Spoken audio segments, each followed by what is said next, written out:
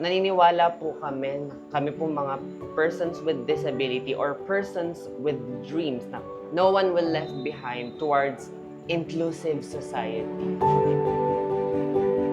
Magandang tanghali po sa inyong lahat. Ako po si Bianca P. Romero from Mapalakshao. Ako po si Marvin Diga Masa from Maliwalo, Tarlac. And we are the first placer po sa ginanap po na vocal duet singing competition po from National Disability Rights Week.